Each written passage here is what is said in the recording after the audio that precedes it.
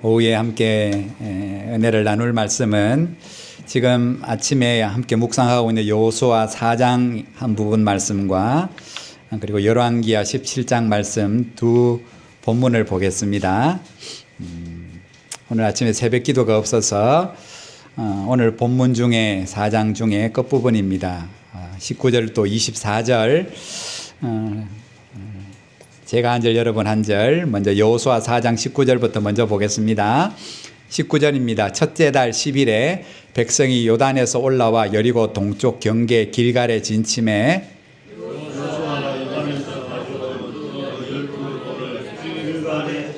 이스라엘 자손들에게 말하여 이르되 후일에 너희의 자손들이 너희의 아버지에게 묻기를 이 돌들은 무슨 뜻이니까 하거든 너희는 너희의 자손들에게 알게 하여 이르기를 이스라엘이 많은 땅을 밟고 이 요단을 건넜습니다. 너희 하나님 여호와께서 요단물을 너희 앞에서 마르게 하사 너희를 건너게 하신 것이 너희의 하나님 여호와께서 우리 앞에 홍해를 말리시고 우리를 건너게 하심과 같았나니 이는 땅의 모든 백성에게 여호와의 손이 강하신 것을 알게 하며 너희가 너희 하나님 여호와를 항상 경외하게 하려 하심이라 하라. 아멘. 열왕기하 17장 말씀을 같이 또 보겠습니다.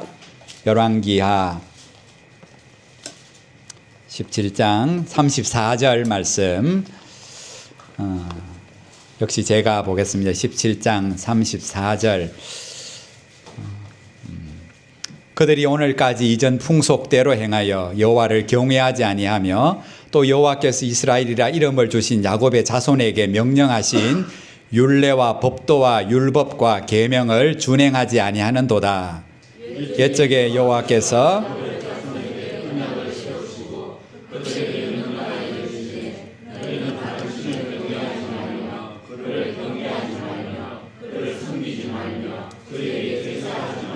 오직 큰 능력과 편팔로 너희를 애굽에서 인도하여 내신 여호와만 경외하여 그를 예배하며 그에게 제사를 드릴 것이며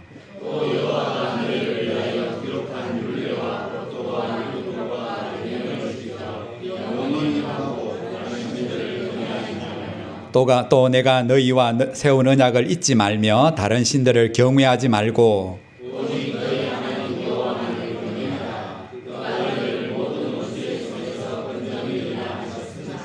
그러나 그들이 듣지 아니하고 오히려 이전 풍속대로 행하였느니라. 이 여러 민족이 여호와를 경외하고 또 그 아로 새긴 우상을 섬기니 그들의 자자손손이 그들의 조상들이 행하던 대로 그들도 오늘까지 행하니라. 아멘.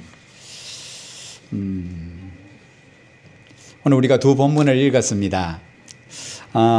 그 뒤에 읽은 본문은 성경 순서상으로는 열왕기하에서 구약의 앞부분에 있는 것 같지만은 읽었던 시대적인 상황은 북쪽 이스라엘이 망해가는 그 상황. 그러니까 여호수아가 이제 이스라엘 백성과 더불어 가나안 땅 요단강을 건너가는 그 시기로부터 대충 한 700년 정도가 지난, 성경으로 말하면 이제 여호수아가 들어가서 죽고 사사 시대가 지나고 왕조 시대가 시작되면서 이제 북쪽과 남쪽이 솔로몬 아들 르호보암 시대부터 갈리어지다가 이제 북쪽 이스라엘이 주전 721년경에 이제 아수르에게 망하는 그 본문의 내용이 뒤에 읽은 말씀이라면 위에 있는 말씀은 반대로 거슬러 올라가서 가나안 땅에서 새로운 삶을 시작하는 그들에게 딱 한 가지 하나님 말씀하지요. 너희는 마음을 다하고 뜻을 다하여 누구만을 경외하라? 하나님만을 경외하라. 그러면 형통할 거고 복을 누릴 거다. 명심해라. 너만 명심하지 말고 너 자식에게 그리고 할아버지는 손자에게 정손자에게 하나님만을 경외하라는 이 말씀을 잘 배우게 하고 가르쳐라. 이게 전부다.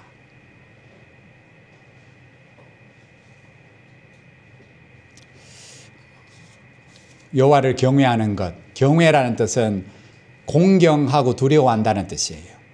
신앙적으로 경외를 풀어보면 하나님이 내 인생의 창조주이심을 내가 인정하고 그 주권을 내가 인정하고 그 하나님을 전적으로 믿고 신뢰하며 그 말씀을 쫓아 살아간다는 뜻이 경외라는 단어 안에 들어있는 신앙적인 의미예요. 사랑도 들어있고 존중도 들어있고 공경도 들어있고 그죠? 그 모든 것이 합쳐져서 그 약속의 말씀, 복된 말씀에 대한 순종이 삶으로 따라가는 그것을 경외라고 말해요. 하나님이 그 경외를 가장 인정했던 사람이 아브라함. 언제 이제야 네가 나를 경외하는 줄 알았다라고 하나님이 인정하시는데 그때가 언제냐 하면 자기 아들 이삭을 번제물로 하나님 앞에 진짜로 칼 빼어서 묶어서 바치려고 하는 그 진심을 보시고 하나님이 이제야 네가 나를 참 믿고 신뢰하고 존중히 여기며 사랑하는 줄 내가 알겠다. 그 아버지 신앙, 하나님을 어떻게 경외하는지를 그 자리에서 목도했던 아들 이삭도 성경이 이렇게 말합니다. 그 아들 야곱이 그 아버지 신앙을 그렇게 말해요. 우리 아버지 이삭은 그 여호와를 경외하는 자다. 하나님을 이렇게 불러요. 이삭의 경외하는 이 여호와 하나님. 우리 아버지가 경외하는 하나님. 감사합니다. 아브라함의 경외하는 믿음이 그 모리아 산에서 우리 아버지가 하나님을 어떻게 경외하는지 누가 봤습니까? 이삭이 직접 봤어요. 여러분 이제 창세기를 읽어갑니다마는 이삭과 그 다음에 밑에 나오는 야곱 여러 밑에 그 아들들의 신앙의 모습에 우리가 크게 본받을 만한 게 별로 없습니다. 그죠? 그냥 일상의 가정의 아버지 같이, 그죠? 자식 문제 잘 해결하지 못하고 아내들끼리 갈등도 잘 해결하지 못하고 먹고 사는 문제도 잘 해결하지 못하고 그냥 별로 가장답지 않은 모습으로 나와요. 그런데 인간의 모습으로는 그렇게 보일지 몰라도 하나님이 그 삶에 가장 중요한 거 뭐 보시냐 하면 여호와를 경외한다는 거예요. 아버지의 그 신앙, 아브라함의 신앙을 이삭이 경외하고 그 아버지 이삭의 하나님 경외하는 신앙을 누가 배웁니까? 그 아들 야곱이 배워요.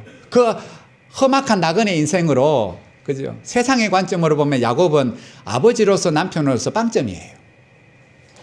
세상 말로 자식 내질러 놓고 저것끼리 갈등하고 싸우고 팔아먹고 죽이고 그냥 방치하잖아요. 그죠? 그럼에도 불구하고, 그죠? 오늘 여호와를 경외하는 신앙으로, 그죠? 오늘 야곱이 살고 그 야곱의 신앙을 누가 닮습니까? 요셉이 닮잖아요. 그죠? 그 모든 어려운 상황 속에서 그 모든 일들을 바르게 해석할 수 있는 것 아니라고. 사실은 맞지만 당신들이 나를 팔아서 내가 이런 험악한 인생을 살았지만은 사실은 더 큰 뜻이 있다는 거죠. 하나님이 나를 당신들보다 먼저 보내사. 이건 사람의 일로 해석하는 게 아니라 하나님의 구원의 뜻들을 이루기 위한 하나님의 방편임을, 그 신앙은 여호와를 경외하는 신앙이 있을 때 모든 삶의 주인이 하나님이신 것을 요셉이 인정할 때만이 그 경외하는 신앙이 갈등으로 끝날 수밖에 없는, 원수 갚는 것으로 끝날 수밖에 없는 그 가정이 다시금 하나님이 쓰시는 믿음의 약속의 가정으로 우뚝 설 수 있는 계기가 돼요. 여호와를 경외하는 그 신앙이 아브라함부터 그 자손들에게 쭉 이어져 가잖아요. 그러다가 한참 지나면 여호와를 경외하는 신앙이 썩 사라지다가 이름은 없지만 유대인의 산파들이 여호와를 경외함으로 자식들이 생명을 걸고 애굽의 왕의 명령을 반대하는 사건이 나옵니다. 그러다 한참 흐릅니다. 그러다가 하나님이 인정하시는 여호와 경외하는 사람이 등장합니다. 인생의 고난을 가장 많이 당했던 사람, 욥. 그죠? 하나님이 한 4번 정도 마귀에게 이는 나를 경외하는 자다. 무엇으로도 못 흔든다. 한번 해봐라, 마귀야. 한번 해봐라. 다 건드려봐라. 욥 안에 있는 나를 경외하는 믿음이, 나를 신뢰하는 믿음, 나를 의지하는 믿음이기 때문에 네가 다 빼앗아도 나를 경외하는 믿음은 못 흔들 거다. 그럼 하나님의 자신감이에요. 구약을 지나서 신약으로 넘어오면 여호와를 경외하는 자 찾는 게 더 힘들어집니다. 유대인들 가운데는 잘 없어요. 그런데 이방인 가운데 하나님이 이 사람은 나를 경외하는 사람이라고 하나님이 인정하시는데 그 사람 이름이 고넬료, 이방인이에요. 예수님이 이 땅에 오셨을 때 그 많은 유대인 수십만 명을 만나셨지만 그 인생들 가운데 여호와를 경외하는 자가 없었어요. 별로. 근데 고넬료는 하나님을 경외하는 자다, 그렇게 말해요. 여러분, 오늘 하나님은 말씀을 통해서 사실은 여호수아를 보지만 그 앞에 주신 신명기 말씀, 창세기, 출애굽기, 레위기, 민수기, 신명기 말씀을 통해서 하나님 경외하기를 너도 배우고 너 자식과 후손들에게 가르치라고 말씀하셔요. 이스라엘아, 내 하나님 여호와께서 너희에게 뭐를 바라시는 줄 아냐? 바라시는 게 있다. 그게 딱 한 가지다. 그게 바로 내 하나님 여호와를 경외하여, 여호와를 경외하면 그 다음에 뭐가 따라오냐 하면 여호와를 경외하기 때문에 그 도를 사랑하고 묵상하고 지키려고 애를 쓰게 된다. 마음을 다하고 뜻을 다하여 하나님을 섬기게 된다. 출발점이 뭔지 아냐? 여호와를 경외하는 신앙이다. 그 신앙 안에 딴 게 다 따라온다. 섬김과 봉사와 예배와 헌신이 여호와를 경외하기 때문에 다 따라오게 된다. 그러므로 내가 오늘 너희의 행복을 위하여 너희에게 명령하는 여호와 경외하는 이 법도를 너도 배우고 너 자식들에게 반드시 가르쳐라. 그럼 하나님의 요구, 여호와를 경외하는 것. 그렇지? 그래서 신명기 31장 13절에 모세가 지금 여호수아 그 다음 세대들에게, 그죠? 요단을 건넌 이후에 여호수아야, 우리는 못 들어가지만, 그죠? 여호수아야, 이 요단을 은혜로 건너가거든 여호와 경외하기를 꼭 가르치라고. 그래서 오늘 명령대로 여호수아가 요단강을 은혜로 건너가고 나서 돌을 가지고 와서 기념비를 세우는 거예요. 그죠? 세우는 목적은 두 가지입니다. 뭐 때문에 나중에 이 돌들이 뭐예요? 뭐 기념하려고 세웠습니까? 라고 나중에 후손들이 묻거든. 오늘 왜 세우는지를 두 가지 가르쳐 주라 했죠. 이 기념비는 첫 번째 의미, 하나님의 은혜로 요단을 건넜어. 그죠? 그 하나님의 손이 힘이 있고 능력이 있어. 그죠? 하나님이 요단을 가르셨어. 홍해를 가름과 같이. 그죠?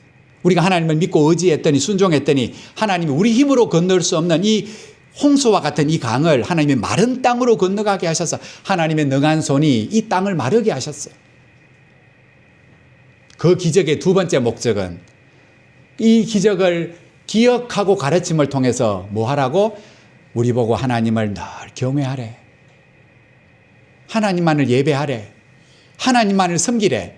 하나님의 말씀대로만 살아가래. 이 목적으로 너희 아버지가, 너희 할아버지가 여기에 이 기념비를 세웠단다.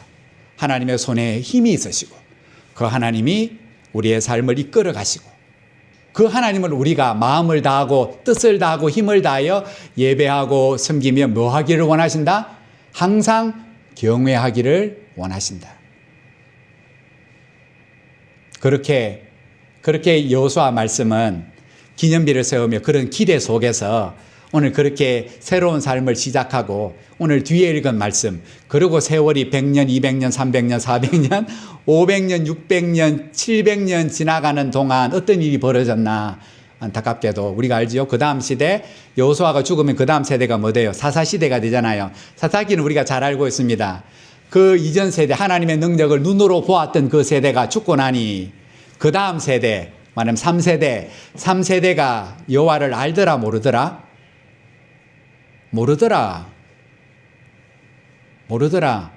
첫 번째 잘못 누구 때문이에요? 그 부모 때문이다.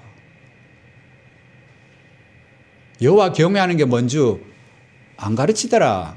어떻게 가르칩니까? 교과서 펴놓고 가르칩니까? 물론입니다. 더불어 뭐로 가르칩니까? 삶으로 가르치는 겁니다. 삶으로 가르치는 겁니다. 근데 삶으로 안 가르쳤다는 거예요. 여호와 경외하는 것 자식이 부모 보면서 배울 게 하나도 없었다는 겁니다. 교회 가자. 귀한 부름이지요. 함께 교회 와서 예배 드리는 거 얼마나 큰 은혜인지 모릅니다. 근데 그 속에서 진짜 중요한 것은 예배와 섬김을 통하여 뭐를 우리 후손들에게 보여주는 겁니까? 저 꼬마들 있습니다. 아무것도 모르는 것 같죠? 모든 거 하나도 못 듣는 것 같죠? 아니요. 다 보고 다 듣고 다 느끼고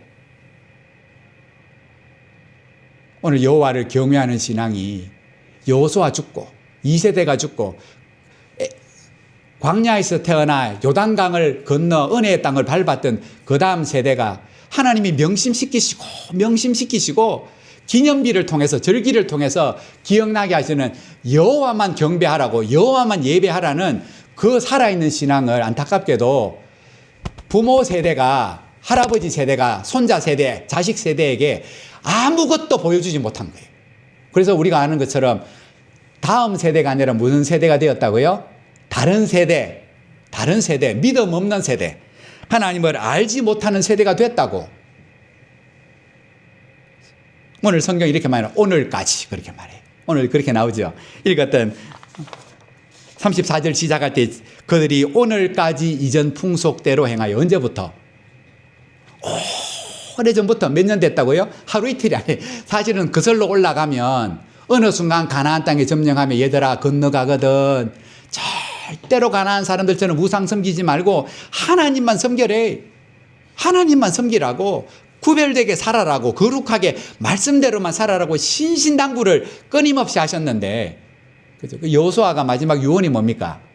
여호수아가 이렇게 이제 들어가서 여호수아가 24장입니다. 여호수아가 마지막 남긴 유언. 여러분이 유언을 남기신다면 뭐 남기겠습니까? 가장 하고 싶은 말 안 남기겠습니까? 한마디만 하라면.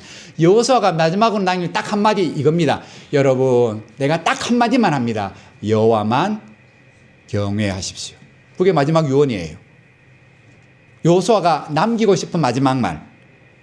여호와를 경외하되 성실과 진정으로 하나님만 섬기십시오. 선지자 중에 마지막 선지자가 사무엘입니다. 사무엘이 죽으면서 남겼던 이스라엘을 향하여 마지막 남겼던 그 유언이 뭔 줄 아세요? 여러분, 여호와만 경외하십시오. 마음을 다하여 진실이 하나님만 제발 섬기십시오. 이게 모든 선지자와 하나님이 보내신 모든 선교자들이 하고 싶은 말을 딱 한마디로 줄이면 여호와만 경외하며 이 한 해를 살아가라고. 그게 모든 것이고 전부라고. 여호와를 경외하는 신앙을 잃어버리면 다 잃어버리는 거라고. 다 놓쳐버리는 거라고. 그런데 오늘까지 이렇게 말하자. 언제부터? 그 땅을 밟으며 신신당부하는 그 말씀이 700년 전부터 주어졌는데 그때부터 시작해서 오늘 북쪽 이스라엘이 아수르를 통하여 3년 동안 사마리아 성이 포위를 받고 하나님이 마지막 기회다. 자, 내가 금방 안 망하게 하고 3년의 기한을 준다. 여호와께로 회개하고 뭐하라? 돌아와라. 너 그 가운데 있는 주머니 들어있는 우상 다 끄집어내라. 여러분 우상이 안 큽니다. 제가 그 이스라엘 박물관 그 예정으로는 우리 2시간 구경하고 그 다음에 어디 가자 했는데 딱 들어가 보니까요. 그 방 전체 구경하는데 하루 해도 모자라더라고요. 근데 쭉 고대 시대부터 발굴해내는 거 쭉 전시해놨는데 가장 많은 게 뭐냐 하면 뭐겠습니까? 우상요, 우상. 요만한 우상부터 시작해서 좀 큰 우상부터 이스라엘 땅을 디비면 뭐만 나오냐 하면 우상만 나와요. 그래서 일전신거부터 끝까지 가면 다 우상천지예요. 이스라엘 박물관 우상 전시해놨습니다. 약속의 땅이 하나님의 은혜의 땅이 파디비면 뭐라고요? 우상밖에 안 나와요. 그래 그것밖에 전시할 게 없어요. 온 이스라엘이 뭐 천지였습니까? 산당천지고 크고 작은 아세라 신부터 시작해서 그죠? 바알의 신전부터 수없는 신들의 잡다한 신들을 다 갖다 놓고 섬기면 오늘 우리 끝절 뭐라고 말합니까? 뭐도 섬기고 하나님도 섬기고 또 누구도 오늘 그들의 여러 신들도 함께 오늘까지 섬기더라. 안타깝게도 자자손손 그 조상들이 하는 거 그대로 본받았어. 오늘까지.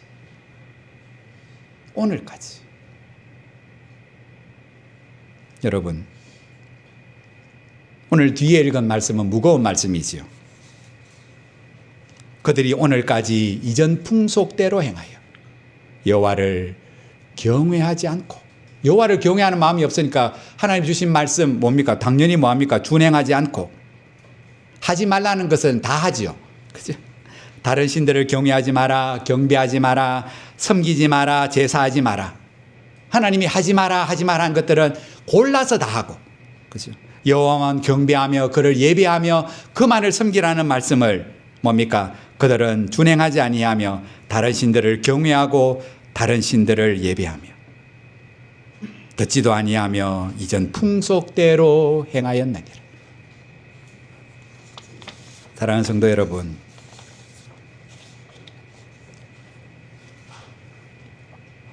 듣지 않고 들으려 하지 않고 그러다 보니 더 이상 들리지 않고 그 하나님의 말씀을 버리고 허무한 것 허망한 것을 쫓아 살아갔던 이스라엘의 그 역사, 우리가 창세기부터 쭉 읽다 보면 이제 그 700년에 메꿔진 그 역사를, 비어있는 역사를 쭉 이제 읽으셔 갈 거예요. 그렇죠? 그래서 하나님은 순간순간 그들이 거역할 때 파셨잖아요. 노략군의 손에 그들의 삶을, 자유를 빼앗기게 하시고 돌아오게 하셨으나 아무도 안 돌아오죠. 나중에 여러분 읽어보시면 이제 그렇게 아수르 왕이 북쪽 이스라엘을 초토화시키고 나서 두 사람이 모여서 신앙생활을 못하도록 다 흩어버려요. 그리고 그 땅에 그들이 점령했던 다른 이방 민족을 곳곳에 동네마다 다 심습니다. 그죠? 이제 섞여 혼잡하게 믹스. 이제 섞여서 살아가도록 그 정책을 벌여요. 근데 하나님이 언제 있는 일을 뭐냐, 성경을 읽어보면, 열왕기하를 읽어보면, 그렇게 이제 북쪽은 망하고 여러 민족이 섞여 사는데 갑자기 하나님의 사자를 이 땅에 보내셔서 누군가를 모르지만 하나님이 그들을 얼마를 하나님이 죽이셔요. 그들이 깜짝 놀라서 아수르 왕에게 편지를 보냅니다. 왕이여, 오늘 이 땅의 신이 예전에 누구였는데 하나님인데, 그죠? 오늘 다른 민족이 들어와서 그 하나님을 노엽게 한 것 같습니다. 그죠? 우리가 신을 가지고 왔는데 이 땅의 신 하나님을 우리가 어떻게 섬길지를 잘 몰라서 그 왕을 노엽게 한 것 같으니까 예전에 여기서 살던 하나님을 섬기던 제사장 한 명을 포로로 잡혀갔는데 거기에서 한 명 보내셔서 이들로 하여금 하나님을 경외하는 법을 좀 가르치게 하셔서 우리가 죽음을 면하게 해 주십시오. 그래서 아수르 왕이 잡아갔던 제사장 한 명을 보냈습니다. 그래서 그 돌아온 제사장이 유대인들과 이방인에게 하나님을 경외하는 법을 가르쳤습니다. 문제는 제사장이 가르치는 몰랐던 하나님을 경외하는 법을 한 귀로 듣고 또 한 귀로는 뭐를 또 배웁니까? 이방신을 어떻게 섬기는지도 함께 배우며 오늘 나라가 망했음에도 불구하고 제사장이 돌아와 여호와를 경외하는 법을 가르침에도 불구하고 두 손에 잡고 있는 이거를 절대로 못 놓는 거예요. 그래서 그들이 변명하여 우리가 언제 하나님 안 섬겼냐고.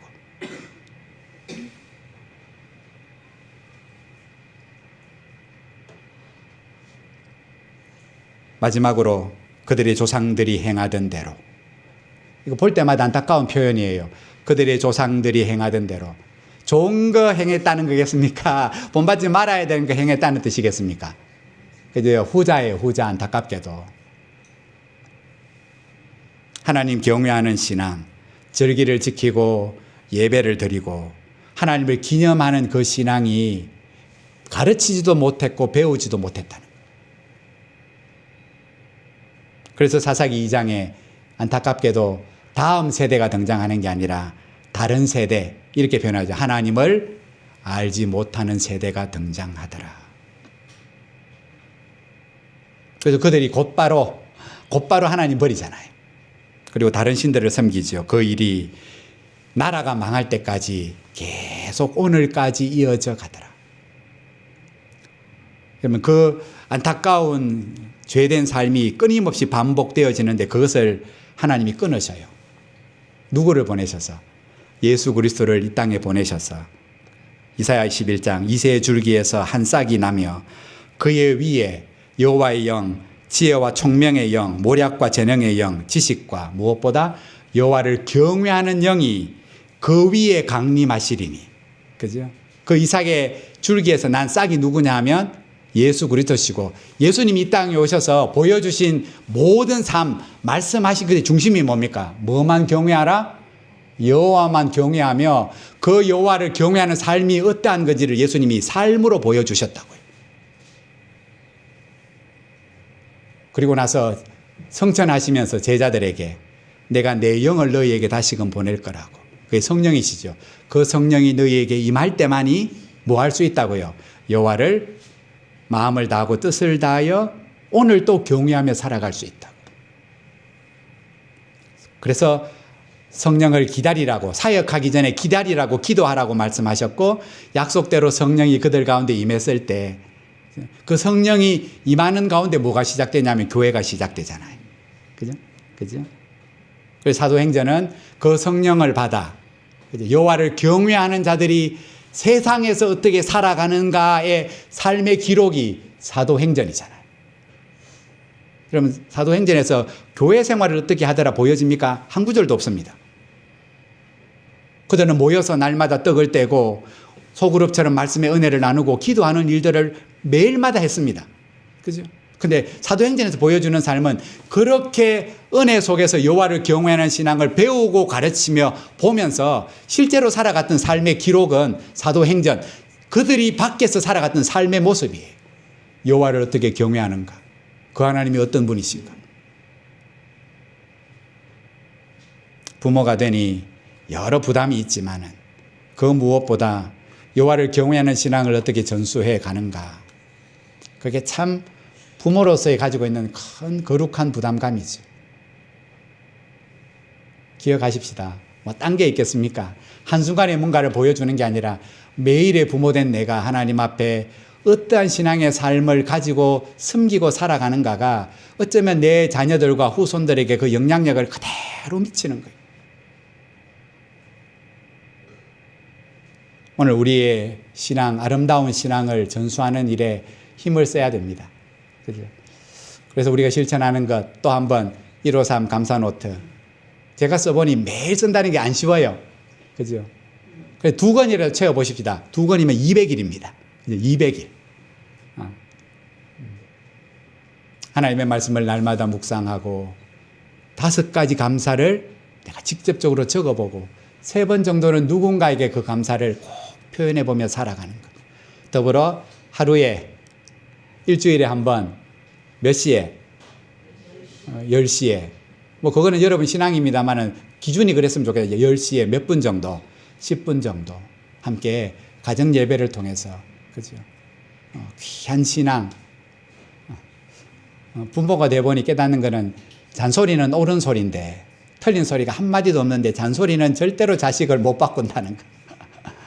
옳은 소리인데 맞는 소리인데 그래서 자식들이 대꾸는 못하는데 그 대꾸 못하는 옳은 소리가 사람은 못 바꿔요. 그죠? 경건하지 못한 내 삶이 내 자녀가 믿음으로 살아가는 일에 가장 장애물입니다. 그죠? 은혜 받고 와서 우리 아버지 엄마가 집에 와서 무슨 말 하는가? 그죠? 뒷말 하는 거 그대로 보면요. 은혜가 헛되다 하는 것을 자식들이 한탄하며 고백합니다. 그죠? 오늘 거룩한 부모로서 오늘 그 무거운 책임감을 꼭 기억하고 어떻게 하면 가르칠까, 어떻게 하면 배우게 할까. 참 거룩한 부담감의 마음을 놓치지 않고, 그죠? 그 자그만하게 10분 나누는 한 주간의 그 10분이 매일의 내 감사가 모이고 모여서 또 그 은혜가 교회 가운데 흘러 넘쳐서